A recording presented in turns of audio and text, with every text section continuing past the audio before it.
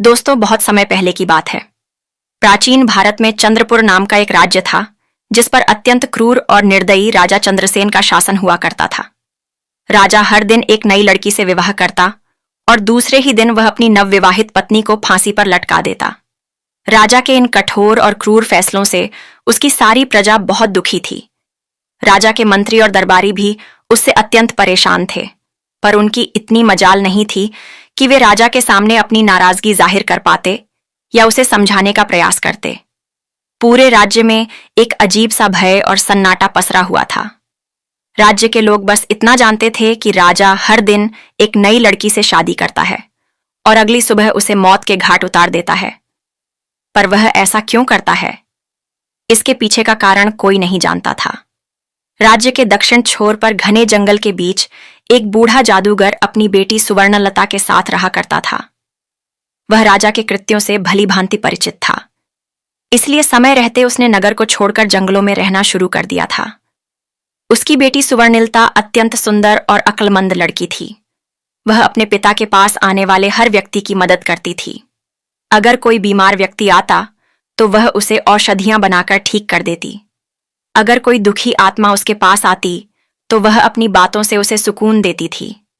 एक दिन जब जादूगर को किसी कार्य से नगर जाना था तो सुवर्णलता भी जिद करने लगी और उस दिन अपने पिता के साथ चल पड़ी। जब दोनों नगर में प्रवेश करके द्वार पर पहुंचे, तभी नगर से रोते बिलखते राजा को बद्दुआ देते हुए लोग आज फिर से उसके द्वारा फांसी दी गई एक लड़की के शव को उठाए आ रहे थे। बूढ़े जादूगर ने उन्हें देखा तो सारा माजरा समझते देर नहीं लगी।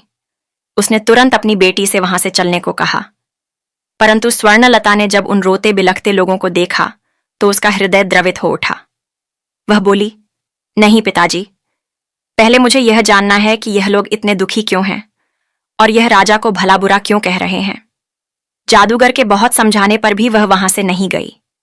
जब सुवर्णलता ने कुछ लोगों से इसका कारण पूछा तो लोगों ने एक बार उसे अजीब निगाहों से देखा और बोले, क्या तुम्हें कुछ भी नहीं पता? सुवर्णलता के मना करने पर भी उन लोगों ने अपनी पूरी पीड़ा भरी दास्तान उसके सामने कह सुनाई। सारी बात सुनकर सुवर्णलता एकदम सन्न रह गई, चौंक गई। कुछ देर बाद जब उसने अपने होश को संभाला तो वह अपने पिता से कहने लगी, पिताजी, मैं राजा से विवाह करना चाहती हूं। बेटी के मुख से यह बात सुनकर जादूगर सन्न रह गया। वह सख्त स्तब्ध में आ गया और कहने लगा, बेटी, क्या तुम पागल हो गई हो जो ऐसी बातें कर रही हो? तुमने अभी अभी सुना नहीं कि वह राजा दूसरे ही दिन अपनी पत्नी की हत्या करवा देता है? सुवर्णलता कहने लगी, पिताजी, मुझे अच्छे से पता है कि मैं क्या कह रही हूं। आप तो बस मुझे राजा के पास जाने की अनुमति दीजिए। अगर मैं अपनी बुद्धि के बल और सत्य के साथ एक निर्दयी व्यक्ति को बदल सकती हूं तो यह मेरे जीवन की सबसे बड़ी उपलब्धि होगी। वरना एक दिन मरना तो सभी को है और किसी की मृत्यु राजा के नहीं बल्कि उस ऊपर वाले के हाथ में है। बहुत कहने सुनने पर ना चाहते हुए भी जादूगर को अपनी बेटी की जिद के आगे झुकना पड़ा। उसने भारी हृदय के साथ अपनी बेटी को राजा के पास जाने की अनुमति दे दी। पिता की आज्ञा मिलने पर सुवर्णलता ने उन्हें प्रणाम किया और एक दृढ़ निश्चय के साथ राजा के महल की ओर चल पड़ी। आखिर क्यों राजा विवाह के एक दिन बाद ही अपनी नवविवाहित पत्नी को फांसी पर लटका देता था? शुरू से राजा ऐसा क्रूर और निर्दयी नहीं था। वह एक बड़ा ही नेक दिल और प्रजा का ध्यान रखने वाला प्रजापालक राजा था। जब वह विवाह योग्य हुआ तो उसके पिता कमल सेन ने उसका विवाह रत्नप्रभा नाम की सुंदर युवती से कर दिया। रत्नप्रभा अपने नाम की ही तरह अति सुंदर और आकर्षक स्त्री थी। राजा चंद्रसेन भी उसके रूप का कायल हो गया था। वह दिलो जान से अपनी पत्नी से प्रेम करने लगा। सब कुछ ठीक चल रहा था। फिर एक दिन ऐसा हुआ कि राजा के पैरों तले जमीन खिसक गई। एक दिन जब राजा कचहरी से सीधे रानीवास की ओर आया और रानी के कक्ष में पहुंचा तो उसने जो दृश्य देखा उसे देख वह सन्न रह गया। उसकी पत्नी रत्नप्रभा एक गुलाम के साथ इश्क लड़ा रही थी। यह देखकर राजा चंद्रसेन का पूरा संसार उजड़ गया। उसने तुरंत अपनी पत्नी रत्नप्रभा और उस गुलाम को जिंदा ही एक दीवार में चिनवा दिया। रानी रत्नप्रभा की मृत्यु के बाद राजा गुमनामी के समुंदर में डूबता चला गया। उसने सबसे मिलना जुलना बंद कर दिया। कचहरी दरबार सब छोड़ दिया। बस एक अंधेरे कमरे में खुद को बंद कर लिया। जब भी राजा आंखें बंद करता उसे अपनी पत्नी और गुलाम का वह दृश्य बार बार याद आता था।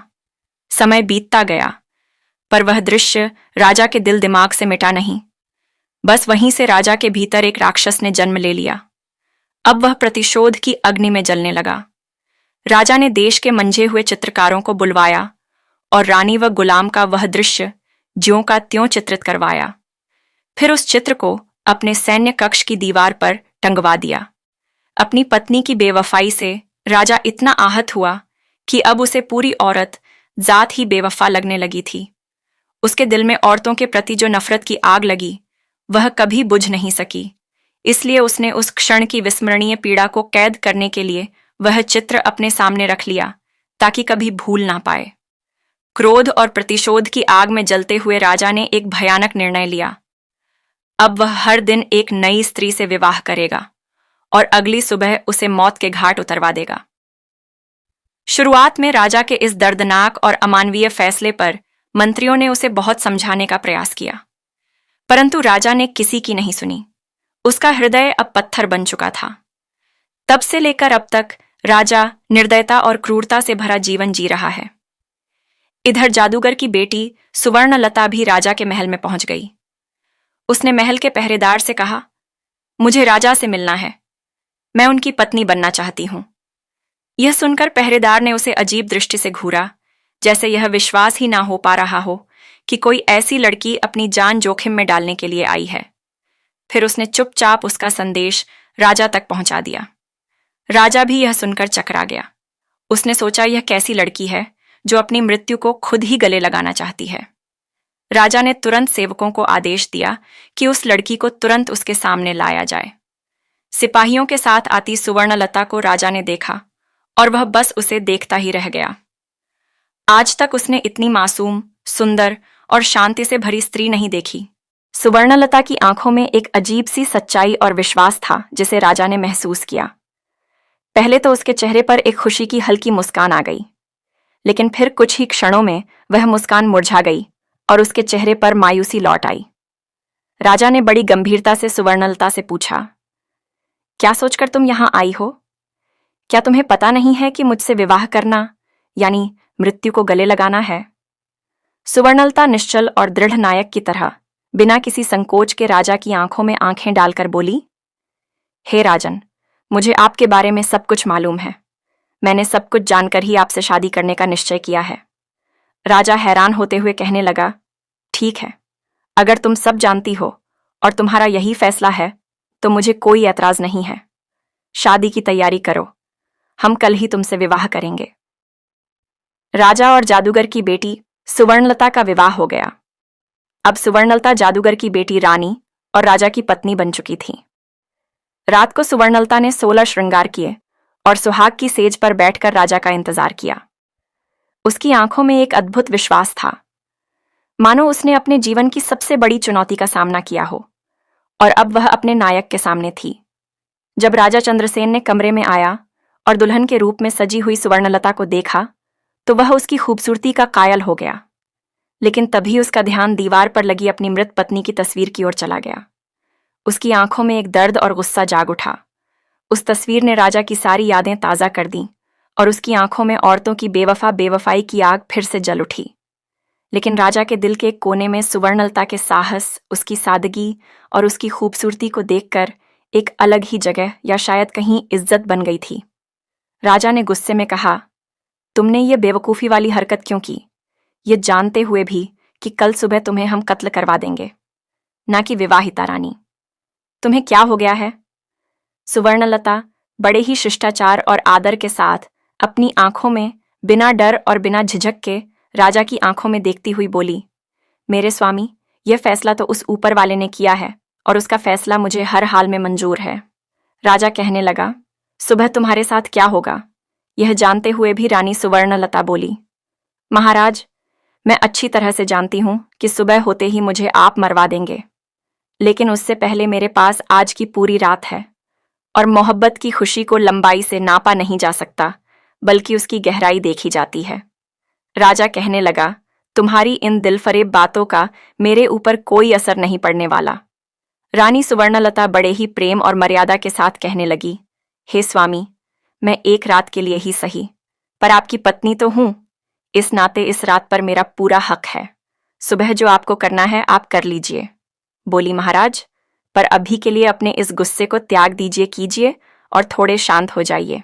रानी सुवर्णलता की बात सुनकर राजा का क्रोध ठंडा पड़ जाता है और वह आराम से कमरे में रखी एक कुर्सी पर जाकर बैठ जाता है। रानी सुवर्णलता कहने लगी, महाराज, आज की रात आपका दिल बहलाने के लिए मैं आपको क्या सुनाऊं? कोई किस्सा सुनाऊं? कोई शेर सुनाऊं? क्या शायरी सुनाऊं? या फिर कोई गाना सुनाऊं? राजा कहने लगा, तुम मेरी एक रात की पत्नी हो और इस रात पर तुम्हारा पूरा हक है। चलो, तुम कोई एक किस्सा सुना दो। रानी बड़े अदब से राजा को महाराज एक किस्सा सुनाना शुरू कर देती है। एक व्यापारी था। उसकी बीवी, एक जवान बेटी और 2 छोटे बेटे थे। बेटी जवान होने के कारण व्यापारी को दिन रात उसके विवाह की चिंता खाई जाती थी। वह पैसे जोड़कर अपनी बेटी का विवाह धूमधाम से करना चाहता था। एक बार उसे व्यापार के लिए परदेश जाना था। सफर लंबा था, इसीलिए वह अपने घर वालों से कुछ दिनों में आने के लिए कहकर वहां से चला जाता है। जाते हुए उसकी बेटी उसे खजूर देती है और कहती है, बाबा, सफर लंबा है, भूख लगे तो रास्ते में इस खजूर को खा लेना। दिया हुआ खजूर लेकर व्यापारी प्रदेश के लिए निकल पड़ता है। लंबा रास्ता और तेज धूप के कारण वह चलते चलते थक जाता है। तभी उसे रास्ते में एक कुआं नजर आता है। उसने सोचा, क्यों ना थोड़ी देर यहीं बैठकर आराम कर लूं और खजूर खा लूंगा, साथ ही शीतल जल ग्रहण कर लूंगा, फिर आराम से परदेश के लिए निकल पड़ूंगा। इसी सोच के साथ वह कुएं के किनारे बैठकर आराम से खजूर खाने लग जाता है। खजूर खाते खाते उसके हाथ से एक खजूर कुएं में गिर जाता है। जैसे ही खजूर पानी में गिरता है, कुएं का बिल्कुल साफ और निर्मल पानी एकदम से खून में बदल जाता है और तभी कुएं के अंदर से गुस्से से भरा एक दैत्य निकल कर आता है। राक्षस की आंखें लाल थीं और उसके हाथों में धारदार तलवार थी। यह सब देखकर व्यापारी की सिट्टी पिट्टी गुम हो जाती है। मारे डर के वह थर थर कांपने लगता है। दैत्य गुस्से से उस व्यापारी से कहता है, मैं तुम्हें छोड़ूंगा नहीं, अपनी तलवार से तुम्हारे टुकड़े टुकड़े कर दूंगा। व्यापारी पहले ही डरा हुआ था। यह बात सुनकर वह भय से कांपने लग जाता है और कहता है, हे दैत्य, मैंने तुम्हारा क्या बिगाड़ा है? तुम मुझे क्यों मारना चाहते हो? दैत्य कहने लगता है, आदमजात, तुमने जो खजूर कुएं में फेंका वह मेरे मासूम बच्चे की हलक में जाकर फंस गया, जिससे उसकी मृत्यु हो गई। व्यापारी कहने लगा, माफ करें दैत्यराज, मुझे आपका बेटा कहीं नजर नहीं आया और वह खजूर मुझसे गलती से कुएं में गिर गया। दानव गुस्से में बोला, हम राक्षस तुम आदमियों को नजर नहीं आते, तुम्हें खजूर खाते हुए एहतियात बरतनी चाहिए थी, पर तुम्हारी मृत्यु निश्चित है। नादानी में हो या जानबूझकर, गुनाह तो गुनाह होता है। अब मैं तुम्हारे टुकड़े टुकड़े करके अपने बेटे की मृत्यु का बदला लूंगा। खून के बदले खून, यही इंसाफ है। आखिरकार व्यापारी बेचारा मजबूर होकर कहने लगा, राक्षस राज, अगर मुझे मारने से तेरा बदला पूरा हो जाएगा तो मुझे मंजूर है, पर मेरी शर्त है। राक्षस कहने लगा, कैसी शर्त? व्यापारी भारी हृदय के साथ कहने लगा, मेरे ऊपर अभी बहुत सी जिम्मेदारियां हैं। मैंने लोगों से कर्ज ले रखा है, वह कर्ज अदा करना है और अपनी जवान बेटी की शादी करनी है। एक बार यह जिम्मेदारी पूरी कर दूं, फिर मैं खुद तुम्हारे पास आऊंगा। फिर तुम बेशक अपना बदला पूरा कर लेना। यह सुनकर राक्षस सोच में पड़ जाता है। इतनी कहानी कहते कहते सुबह हो जाती है और रानी किस्सा सुनाना बंद कर देती है। राजा कहने लगा, तुम चुप क्यों हो गई? मुझे बताओ कि राक्षस ने व्यापारी को मार दिया या फिर उससे कहे अनुसार कुछ समय की मोहलत दे दी? रानी कहने लगी, महाराज, रात खत्म तो बात खत्म। अब सुबह हो चुकी है और मेरे मरने का वक्त आ गया है। राजा कहने लगा, लेकिन मुझे कम से कम इतना तो बता दो कि राक्षस ने उसे मारा या छोड़ दिया। रानी बोली, राजा, कहानी बहुत लंबी है, पूरी बताने के लिए वक्त की जरूरत है और अब वक्त खत्म हो चुका है। यह सुनकर राजा सोच में पड़ जाता है। कुछ सोचकर राजा अब अपनी नवविवाहित रानी से कहता है, तुम चिंता मत करो, हम वक्त को रोक देंगे। हम तुम्हें एक दिन की जिंदगी और प्रदान करते हैं। अब तुम किस्सा सुनाओ। तब रानी कहती है, नहीं मेरे सरताज, किस्से तो रातों को सुनाए जाते हैं, सुबह का वक्त तो हो चला है। आप अपने राजसी कार्य कीजिए, आगे का किस्सा तो मैं रात को ही सुनाऊंगी। यह सुनकर राजा सोचता है, कितनी ही लड़कियां मेरे पास आई और मौत के घाट उतार दी गई। सबके चेहरे पर मौत का भय साफ नजर आता था, पर इसके चेहरे पर तो भय नाम की कोई चीज ही नहीं है। खैर, इसका किस्सा मुझे बहुत दिलचस्प लगा है, इसलिए इसकी जान सिर्फ आज के लिए बख्श दी। कल इसका भी वही हाल होगा। राजा वहां से चला जाता है और अपने दिन भर के राजसी कामों में व्यस्त हो जाता है। इधर रानी हाथ जोड़कर उस ऊपर वाले से प्रार्थना करती है, हे भगवान परमेश्वर, मेरे पति को सद्बुद्धि देना, उसके इन पाप कृत्य को क्षमा करना और उसे सही रास्ता दिखाना। प्रभु, शाम का वक्त हो जाता है। राजा बेसब्री के साथ कमरे में आता है और कहता है, रानी अब जल्दी से किस्सा सुनाना शुरू कीजिए। राजा की बेसब्री को देखकर रानी कहती है, थोड़ा सब्र रखो महाराज, मैं आपके लिए खाना लगा देती हूँ। पहले भोजन कर लीजिए, फिर मैं आगे का किस्सा सुनाना शुरू करूंगी। हम कहकर रानी राजा को खाना परोस देती है। राजा कहने लगा, यह तो नौकरों के काम है, तुम यह क्यों कर रही हो? रानी बड़े प्यार से कहने लगी, नहीं मेरे स्वामी, ये एक पत्नी का कर्तव्य है कि वह अपने पति का ख्याल रखे। राजा कहने लगा, तुम्हें कौन सा मेरे साथ पूरा जीवन व्यतीत करना है, और वैसे भी आज की रात के बाद तो यह काम नौकरों ने ही करने हैं।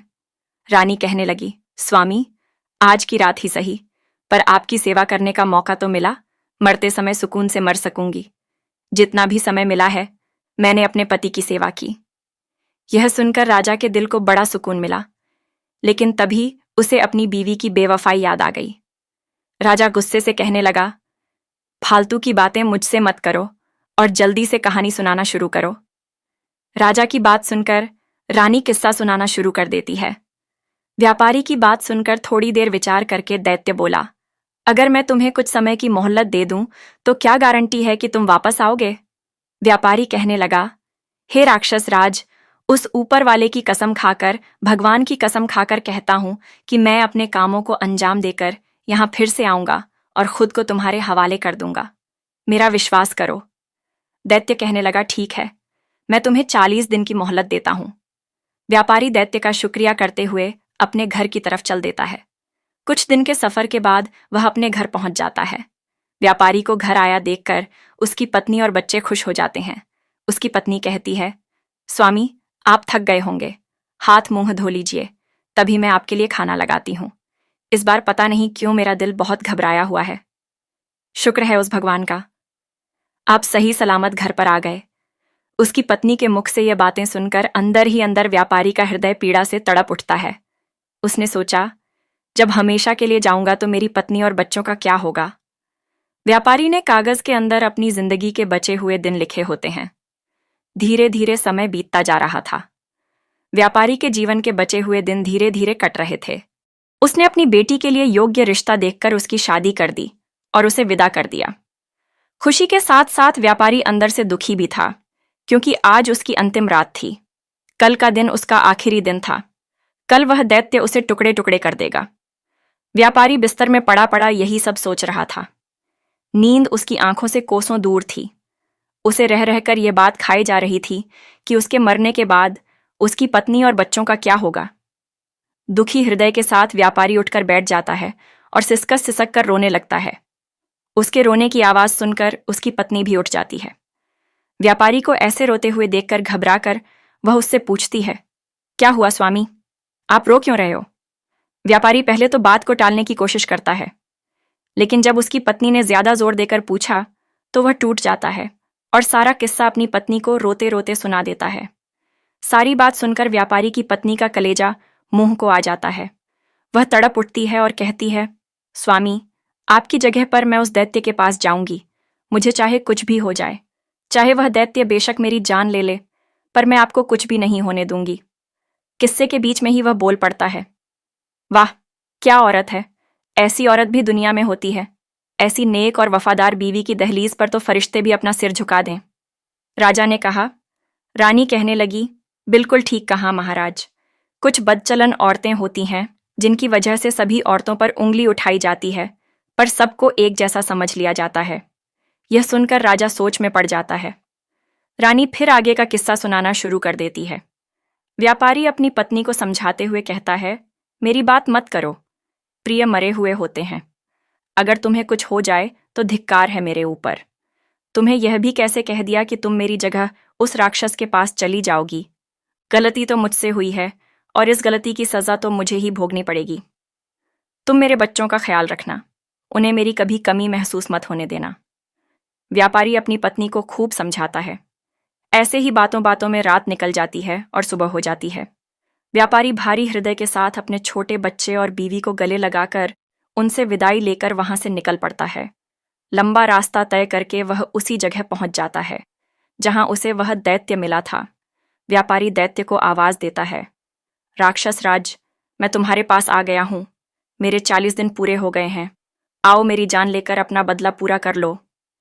व्यापारी की बात सुनकर दैत्य बाहर आता है और व्यापारी से कहता है, तुम बहुत बहादुर हो जो इस तरह खुद मेरे पास मौत के मुंह में चलकर आ गए हो। लेकिन ए आदमजात, मैं तुम्हें मारूंगा नहीं क्योंकि मैंने तुम्हें माफ कर दिया है। दैत्य आगे कहता है, जब तुमने मुझसे समय मांगा था तब मुझे तुम्हारे ऊपर यकीन नहीं था, इसलिए उसी दिन से मैं तुम्हारा पीछा कर रहा था। तुमने जो कुछ भी कहा था वह बिल्कुल सच था। अब जाओ और अपनी बीवी बच्चों को संभालो, तुम्हारे बिना उनका रो रो कर बुरा हाल है। दैत्य के मुख से यह बातें सुनकर व्यापारी की खुशी का ठिकाना नहीं रहा। उसने उस दैत्य का हाथ जोड़कर शुक्रिया किया। किस्सा समाप्त होते होते राजा पूरी तरह से भावुक हो चुका था। वह अब रानी की ओर प्यार भरी नजरों से देखने लगा।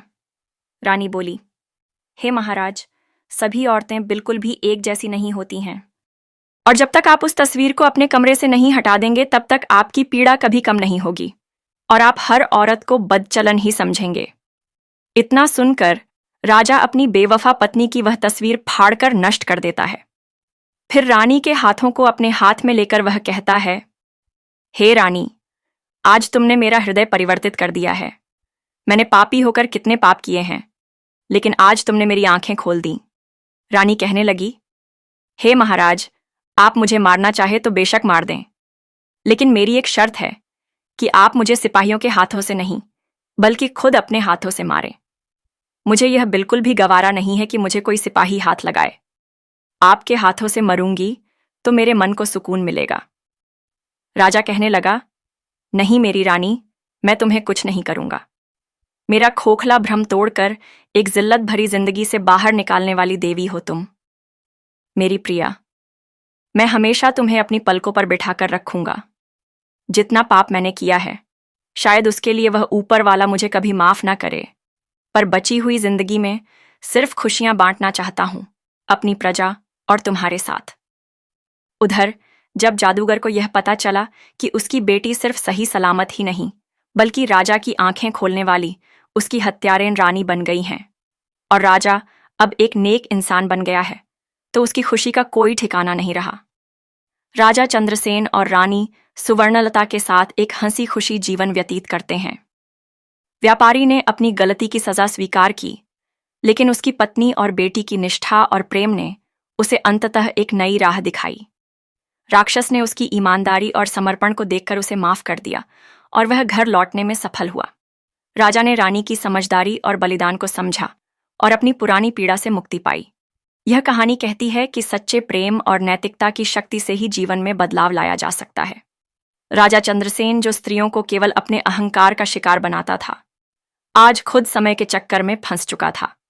रानी सुवर्णलता की बुद्धिमत्ता और साहस ने न केवल उसकी क्रूरता का अंत किया बल्कि पूरे राज्य को एक नया मार्ग दिखाया। दोस्तों, यह कहानी केवल राजा और रानी की नहीं बल्कि उस सत्य की भी है जो हमें यह सिखाती है कि अहंकार और अन्याय अधिक समय तक नहीं टिकते। जो दूसरों के साथ छल करता है उसे एक दिन स्वयं अपने छल के जाल में फंसना पड़ता है। दोस्तों, मुझे उम्मीद है कि इस कहानी से आपको कुछ सीखने को मिला होगा। अगर आपको यह गूढ़ कथा पसंद आई हो, इस भक्ति और रहस्य के सफर को दूसरे लोगों तक पहुंचाने में सहयोग करें। कृपया इस वीडियो को लाइक करें और अपने विचार कमेंट में बताएं। हमारे चैनल अपनी डायरीज को सब्सक्राइब जरूर करें, क्योंकि अगली बार हम एक और रहस्य से भरी कथा लेकर आएंगे। तब तक के लिए जय श्री कृष्ण। राधे राधे मित्रों।